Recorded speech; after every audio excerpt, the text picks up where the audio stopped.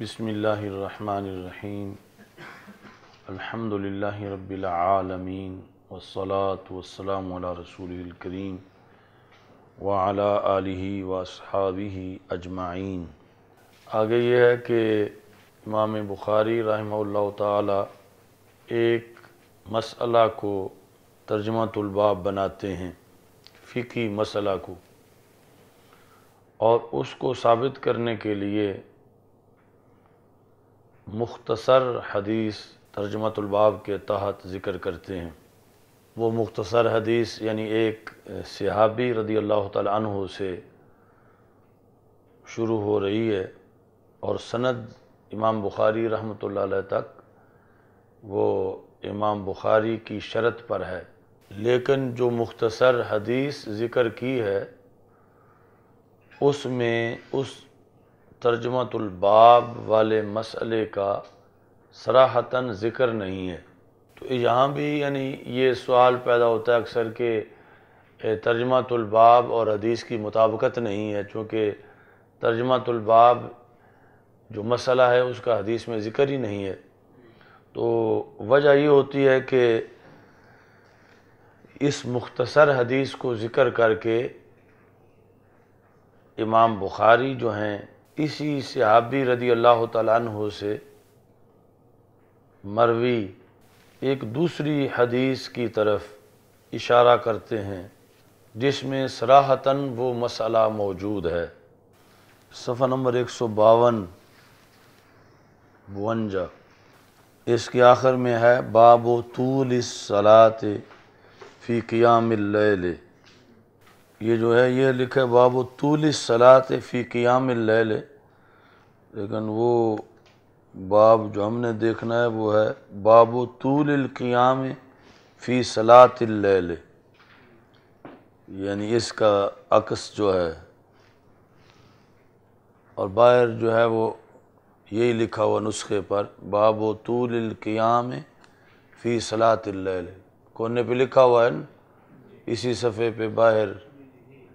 نون کے ساتھ نسخہ نظر آ گیا ہے۔ اب یہ ترجمۃ الباب جو ہے باب طول القیام فی صلاۃ اللیل، اب اس کے اندر جو حدیث ہے دوسرے نمبر پر حدثنا حفص، تو اس حدیث کے اندر عن حذیفہ ان النبی صلی اللہ علیہ وسلم کان اذا قام للتہجد من اللیل یشوس فاہ بالسواک، تو اس میں محض چھوٹا سا اشارہ تو ہے ترجمۃ الباب کی طرف، مگر ترجمۃ الباب صراحتاً مذکور نہیں ہے، کیونکہ حدیث یہ بتا رہی ہے کہ نبی اکرم صلی اللہ علیہ وسلم جس وقت تہجد کے لیے رات کے وقت اٹھتے تھے یشوس فاہ بالسواک، اپنے منہ مبارک میں مسواک پھیر لیتے تھے۔ تو طول قیام کا کوئی ذکر نہیں ہے، نہ طول صلاۃ کا ذکر ہے نہ طول قیام کا ذکر ہے، جبکہ مقصد ترجمۃ الباب کو ثابت کرنا ہے، اور ترجمۃ الباب یعنی بظاہر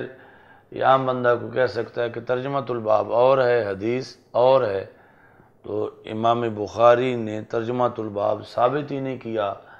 حدیث کے ساتھ۔ تو حالانکہ یہاں بھی امام بخاری کا ایک راز ہے کہ وہ اس مختصر حدیث سے اشارہ کر رہے ہیں ایک لمبی حدیث کی طرف، کہ جس لمبی حدیث میں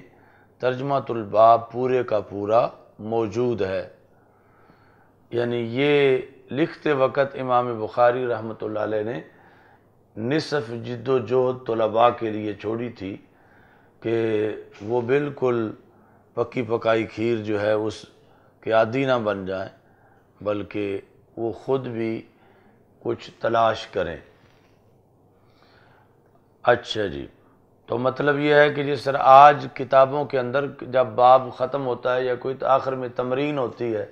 کہ مشق، جس میں سوالات ہوتے ہیں، اسی سبق کے لحاظ سے، تو صدیوں پہلے امام بخاری رحمہ اللہ تعالیٰ نے یعنی بخاری شریف کے ذریعے جو تعلیم امت کا اہتمام کیا، تو اس کے اندر بھی تمرین جو ہے اس کا اہتمام کیا کہ تمرین کے ذریعے بھی مسائل کی طرف لوگ متوجہ ہوں اور اس سے اچھی طرح مسئلہ ذہن میں آ سکتا ہے۔ اچھا جی،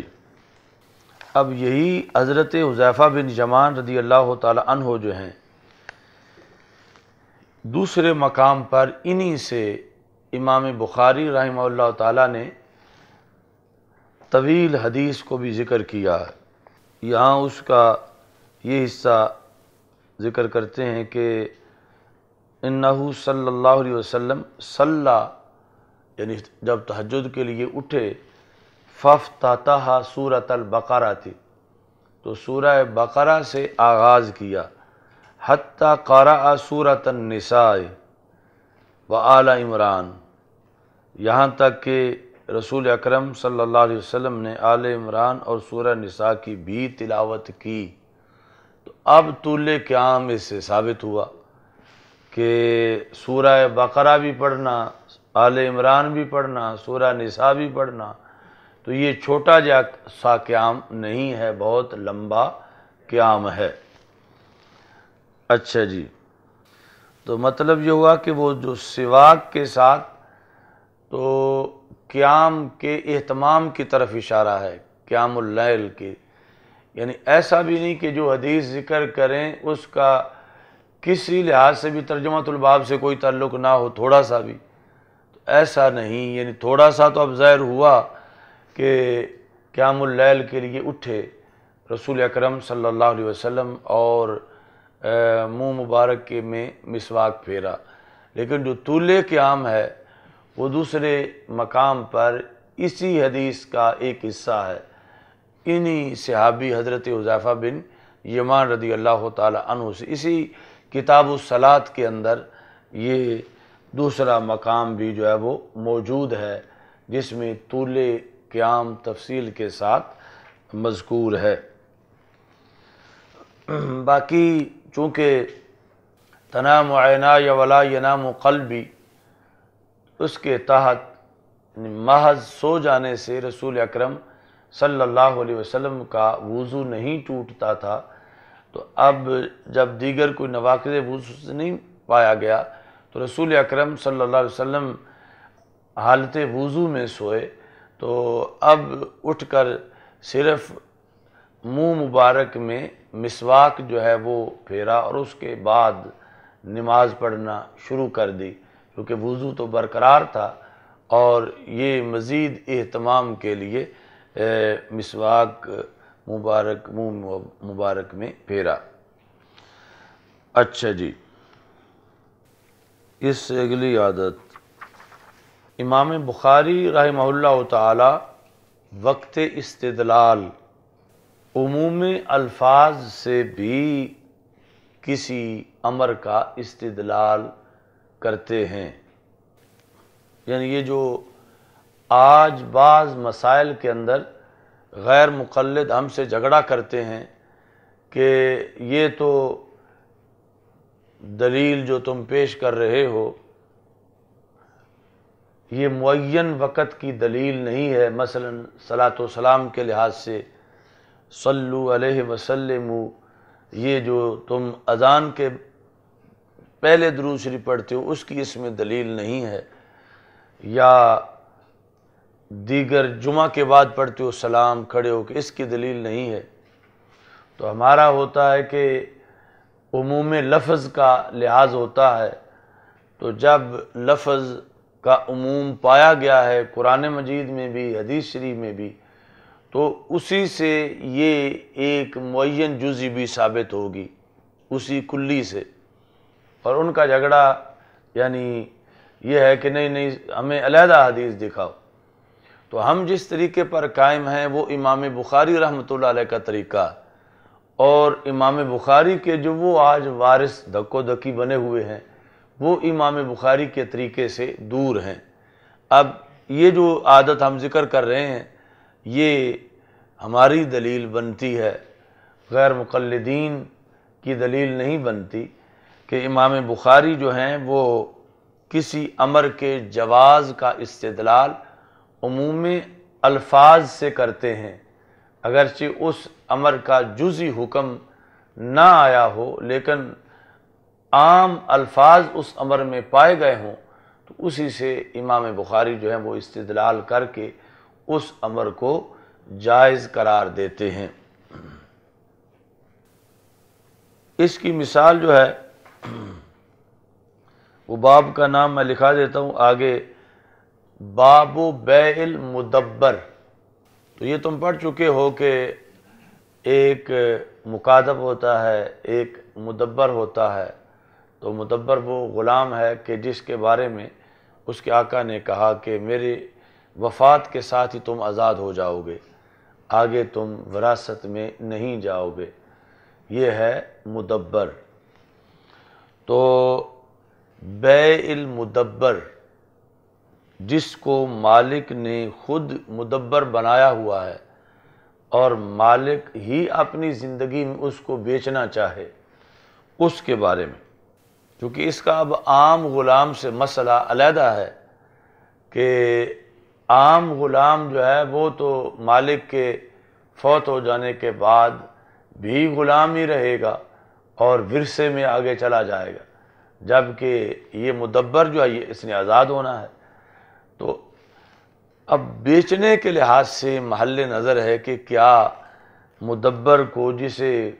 کوئی مدبر بنا چکا ہے خود وہی مالک، اسے اب بیچ سکتا ہے یا نہیں۔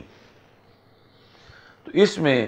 حضرت ابو ہریرہ رضی اللہ تعالی عنہ اور حضرت زید بن خالد رضی اللہ تعالی عنہ، ان دونوں سے روایت ہے کہ انہوں نے رسول اکرم صلی اللہ علیہ وسلم سے سنا، آپ سے سوال کیا گیا عن الامۃ تزنی، یعنی ایک ایسی لونڈی کے بارے میں جو بدکار ہے۔ تو نبی اکرم صلی اللہ علیہ وسلم نے اس کے بارے میں لمبی حدیث ہے، ان زنت فلیجلدھا الحد، کہ اگر وہ بدکاری کرے تو اس کا مالک جو ہے اسے حد لگائے، پھر کرے پھر حد لگائے، پھر اگر کرے تو رسول پاک صلی اللہ علیہ وسلم کا فرمانا ثم بیعوہا بعد الثالثۃ والرابعۃ۔ تو امام بخاری نے اب باب قائم کیا، باب بیع المدبر، تو اس کے تحت جو حدیث ذکر کی ہے وہ مدبرہ کے بارے میں ہے، یہ وہ مطلقاً عامہ کے بارے میں ہے، کیونکہ ہے یسأل عن الامۃ تزنی، رسول پاک صلی اللہ علیہ وسلم سے ایک لونڈی کے بارے میں سوال کیا گیا جو بدکار لونڈی ہے کہ اس کا کیا کیا جائے، تو فرمایا اگر وہ ایسا کرتی ہے تو اس کو حد لگائی جائے، لونڈی ہونے کی وجہ سے نصف حد ہوگی، تو پھر کرے پھر حد لگائی جائے،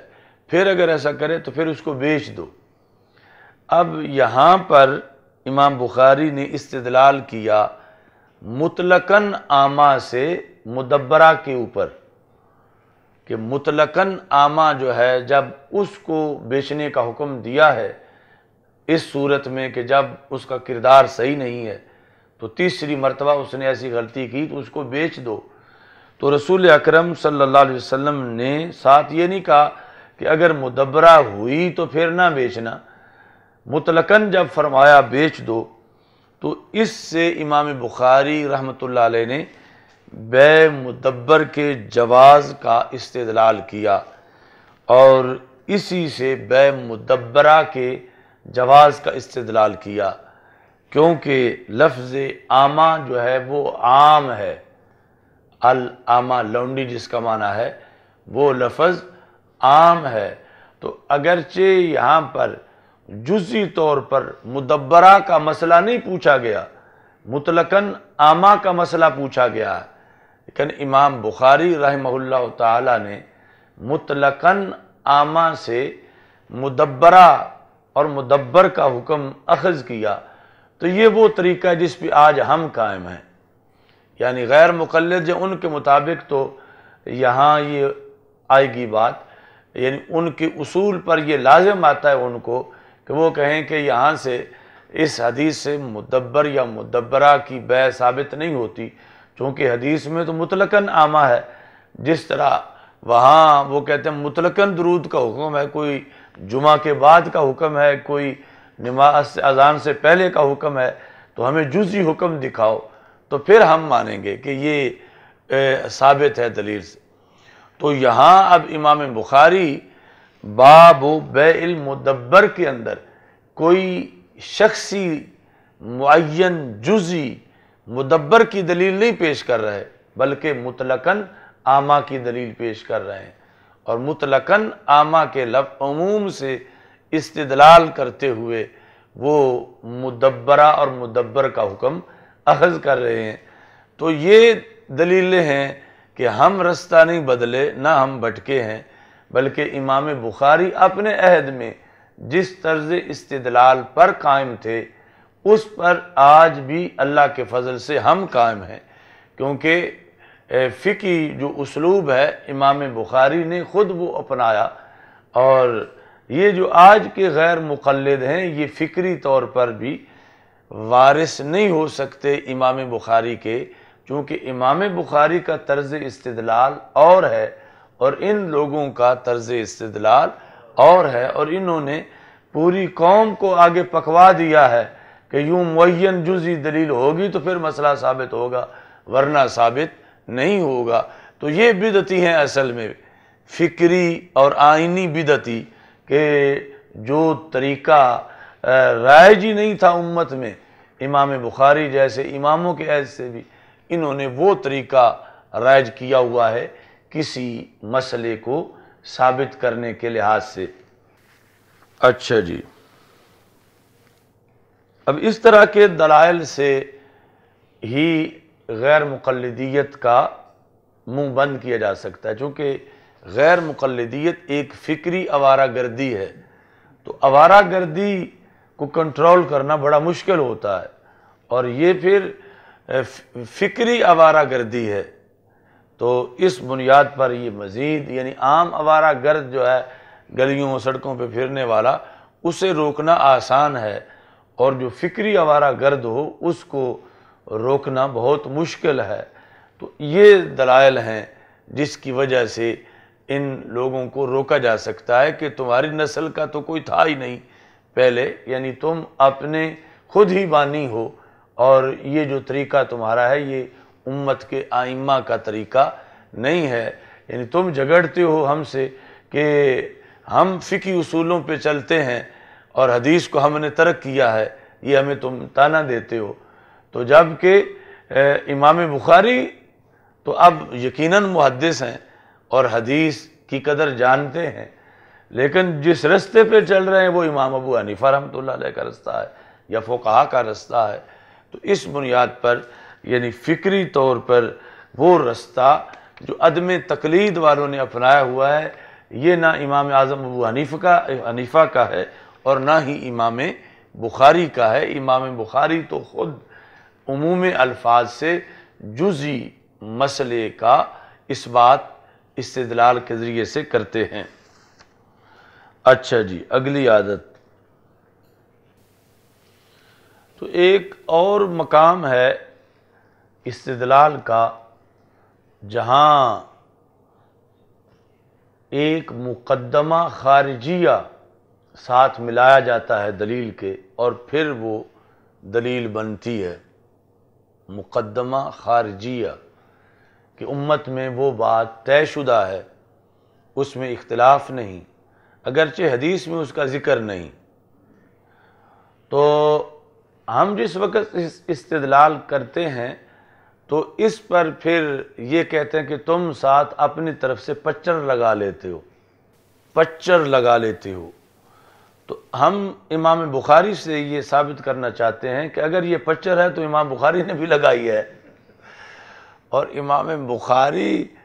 اگر کلیئر ہیں تو پھر ہم بھی کلیئر ہیں، فقہا بھی کلیئر ہیں، تو اصل وہ طریقہ ہی استدلال کا آئینی طریقہ ہے، وہ کوئی گھڑی ہوئی بات نہیں ہے۔ تو یہ عادت ہے پچر لگانے کی عادت امام بخاری، یعنی کہ ایک مقدمہ خارجیہ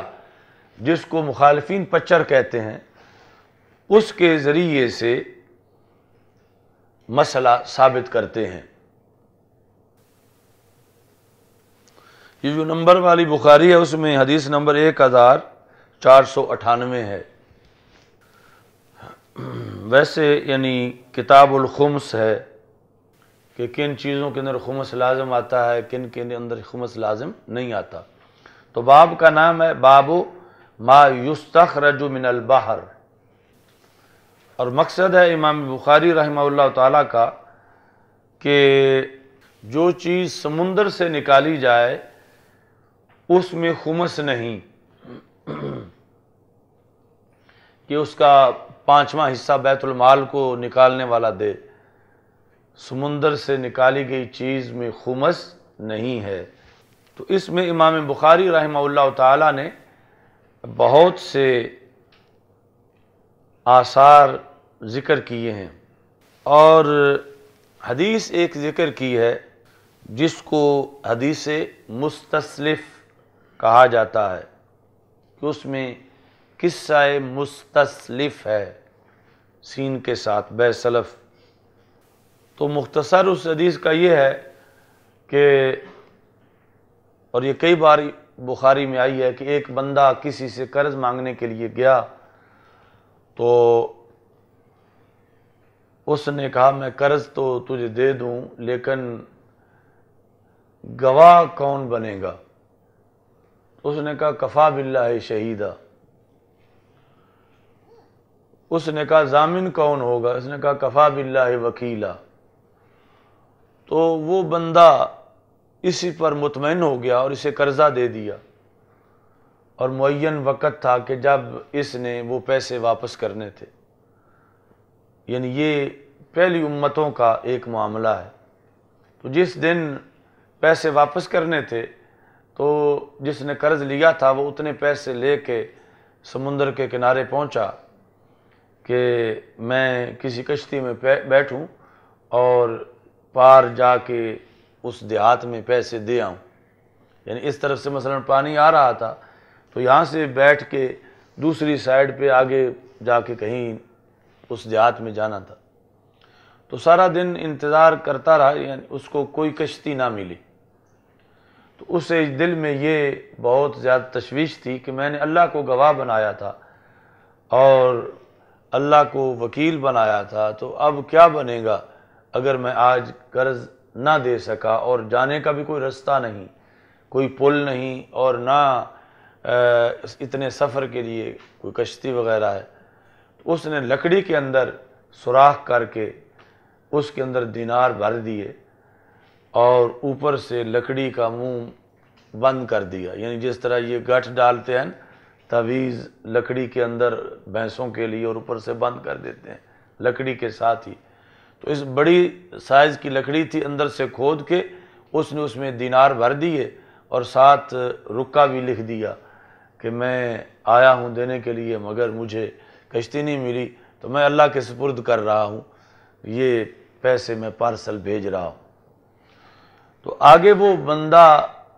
کھڑا تھا، یعنی اپنے طور پر نکل کے کہ مجھے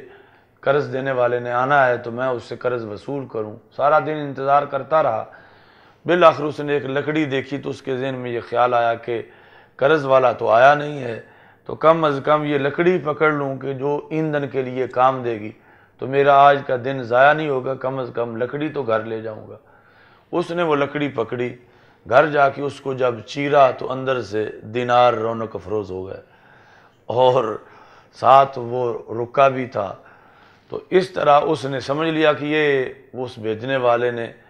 جو کہ اللہ کو گواہ بنایا ہوا تھا، تو اس کی بات پوری ہو گئی ہے کہ اس نے اپنی طرف سے کوشش کی تو رب نے اسے جھوٹا نہیں ہونے دیا۔ تو بہرحال یہ جو حدیث ہے اس سے کئی مسائل اخذ ہوتے ہیں۔ ایصال ثواب بھی، باقی بھی۔ تو یہاں ما یستخرج من البحر، یہاں یہ امام بخاری نے یہ حدیث ذکر کی۔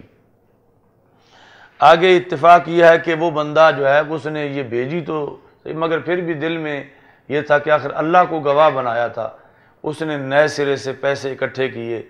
پھر وہ پیسے دینے کے لیے وہ کنارے پہ آیا، اس دن اس کو کشتی مل گئی، کشتی پھر جا کے اترا، پھر اس بندے کو جا کے ملا اور کہا کہ میں تیرے پیسے دینے آیا ہوں، اتنی لیٹ ہو گئی ہے۔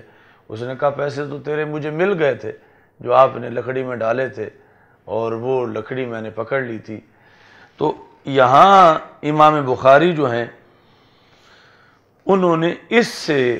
کہ ما یستخرج من البحر، جو سمندر سے نکالا جائے اس میں خمس نہیں ہے۔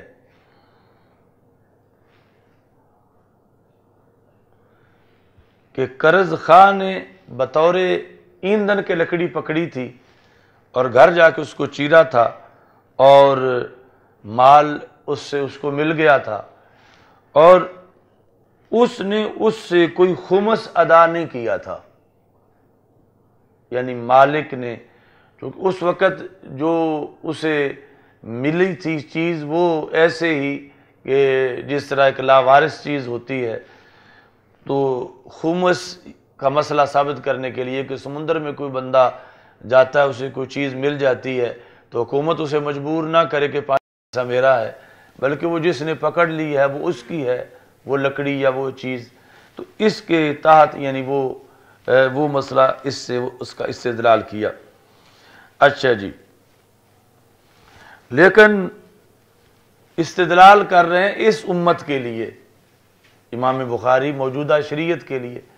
کہ اگر کوئی سمندر سے چیز پکڑ لے تو اس کے اندر خمس لازم نہیں ہے۔ اب یہاں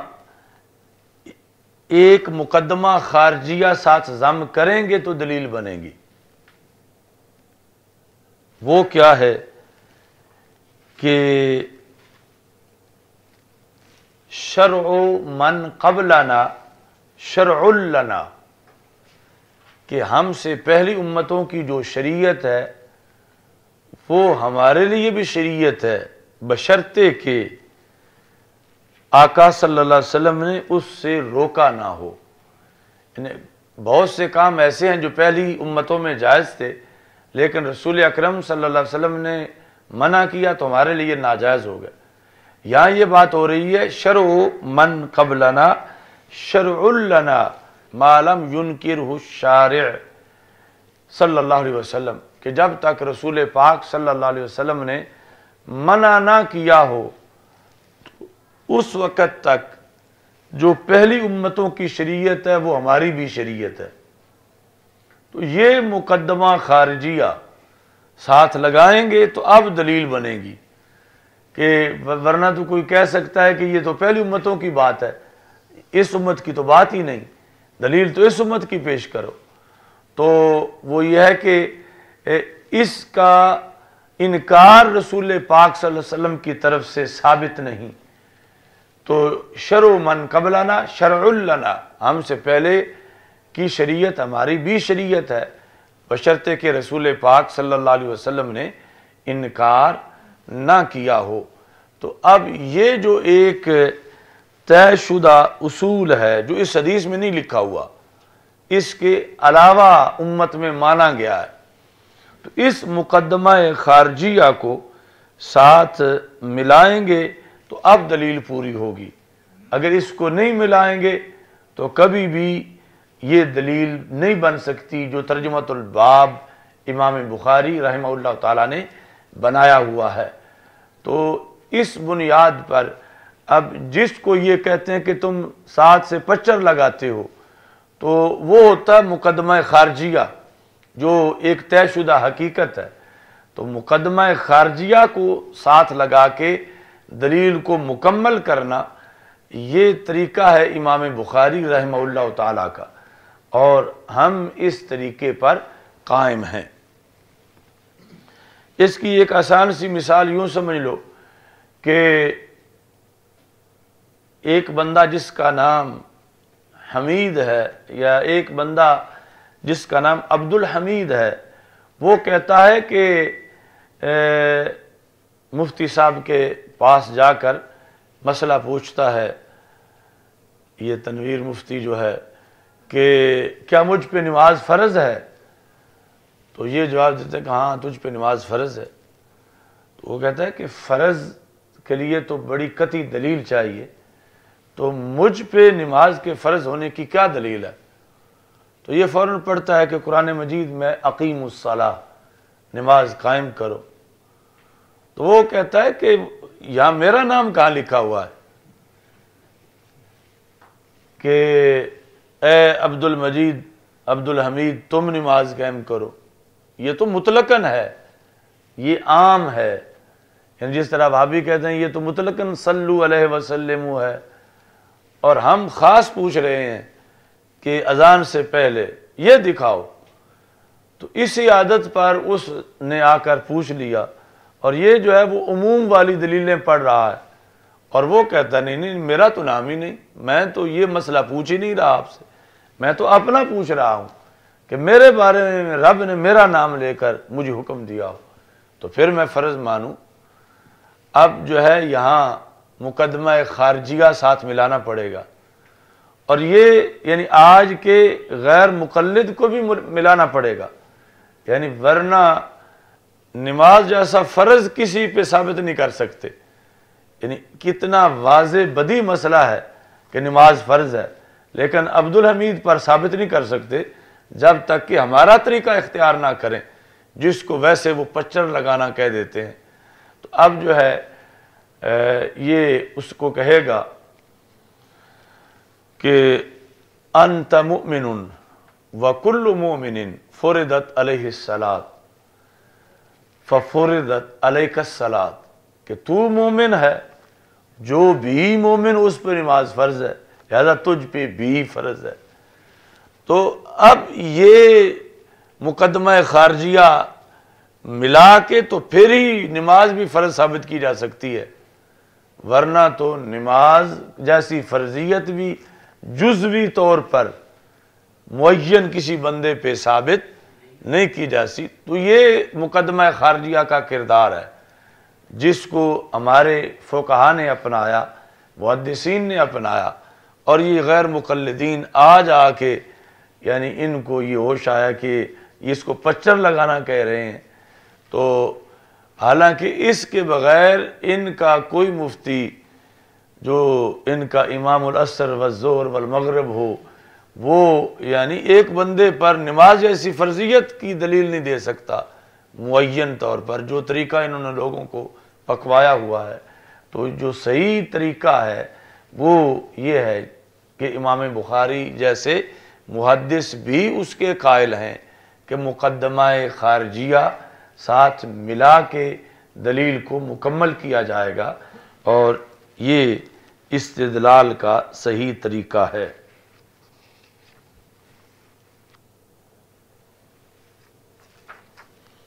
اچھا، ایک اور عادت مبارکہ امام بخاری رحمہ اللہ تعالیٰ کی کہ کبھی کبھی امام بخاری رحمہ اللہ تعالی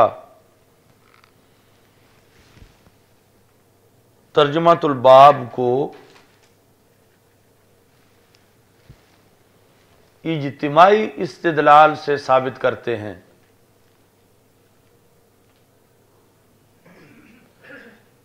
اجتماعی استدلال کا مطلب یہ ہے کہ کوئی ایک حدیث اکیلی دلیل نہیں ہے، 3-4 حدیثیں اس میں ذکر کی ہیں، وہ مل کے پھر دلیل بنتی ہیں۔ تو اس میں کتاب الجمعہ کے اندر ایک باب ہے، باب حل علی من لم یشہد الجمعۃ غسل، کہ جس پر شرعی طور پر جمعہ میں حاضر ہونا واجب نہیں رہا یا واجب نہیں ہے، تو کیا غسل اس پہ واجب ہے یا غسل بھی واجب نہیں ہے؟ آگے آپ نے من کے ساتھ بیان کیا، من النساء والصبیان وغیرہم، کہ جس طرح کے عورتیں ہیں، بچے ہیں یا مریض ہے، یعنی جنہوں نے جمعہ پڑھنے نہیں جانا، تو کیا ان پر غسل والا واجب رہے گا یا وہ بھی ساقط ہے؟ تو اس کے تحت آپ نے حضرت عبداللہ بن عمر رضی اللہ تعالی عنہ کا ایک اثر لکھا، حضرت عبداللہ بن عمر رضی اللہ تعالی عنہ کا یعنی ایک فرمان ہے، انما الغسل علی من تجب علیہ الجمعہ، کہ غسل اس پر ہے کہ جس پر جمعہ واجب ہے۔ یہ نمبروں والی جو بخاری ہے اس میں حدیث نمبر 900 ہے۔ اب اس کے اندر آخر میں یعنی جس کا نمبر میں لکھا رہا ہوں وہ ہے حدیث عمر رضی اللہ تعالی عنہ کہ لا تمنعوا اماء اللہ مساجد اللہ، کہ رسول پاک صلی اللہ علیہ وسلم کا فرمان ہے، لا تمنعوا اماء اللہ مساجد اللہ، اللہ کی بندیوں کو اللہ کی مسجدوں سے نہ روکو۔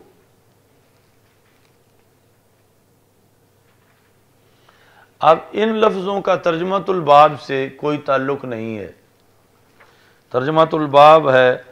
کہ جن پر جمعہ واجب نہیں تو کیا غسل جمعہ بھی واجب نہیں؟ اب یہاں پر